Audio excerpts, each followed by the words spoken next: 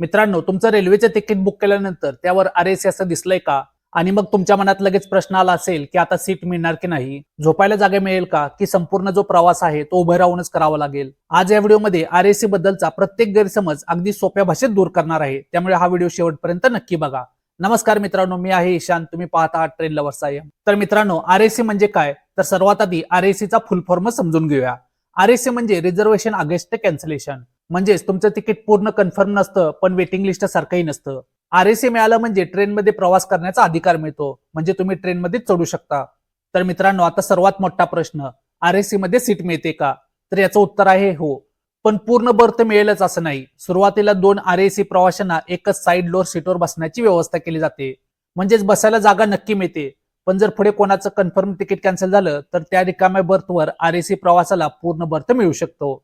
आता मित्रांनो, असा प्रश्न येतो की आरएसी कन्फर्म कधी होतं? आरएसी कन्फर्म होणं हे पूर्णपणे कॅन्सल होणाऱ्या तिकिटांवर अवलंबून असते. जितकी कन्फर्म तिकीटे कॅन्सल होतील तितक्या आरएसी प्रवाशांना पूर्ण बर्थ मिळत जातात.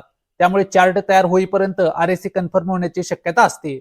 काही वेळा चार्ट तयार झाल्यानंतरही शेवटच्या क्षणी जागा उपलब्ध झाली तर टीटीई सुद्धा बर्थ देऊ शकतो. आता मित्रांनो, आरएसी आणि वेटिंग लिस्ट मध्ये सर्वात मोठा फरक काय? वेटिंग लिस्ट असेल आणि ती कन्फर्म झाली नाही तर रिझर्व्ह कोच मध्ये प्रवास करता येत नाही. पण आरएसी असेल तर तुमच्याकडे वैध रिझर्वेशन असतं, म्हणजेच तुम्ही रिझर्व्ह कोच मधून प्रवास करू शकता आणि बसायला जागा सुद्धा मिळते. म्हणूनच पुढच्या वेळी तुमच्या तिकिटावर आरएसी दिसलं तर घाबरायचं कारण नाही. आरएसी म्हणजे तुमचा प्रवास जवळपास निश्चित आहे. पण पूर्ण बर्थ मिळेलच की नाही हे कॅन्सल होणाऱ्या तिकिटावर अवलंबून असतं. मित्रांनो, मला खात्री आहे आरएसी बद्दलचा तुमचा गोंधळ आता दूर झाला असेल.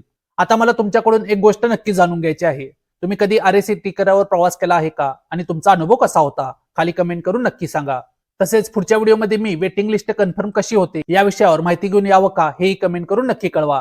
जर हा व्हिडिओ तुम्हाला उपयोगी वाटला असेल तर लाईक करा, तुमच्या मित्रांसोबत शेअर करा आणि रेल्वेबद्दल अशीच खात्रीशीर माहिती पाहण्यासाठी आपल्या ट्रेन लव्हर्स आय एम चॅनलला सबस्क्राईब करायला विसरू नका. भेटूया पुढच्या व्हिडिओमध्ये. तोपर्यंत जय महाराष्ट्र.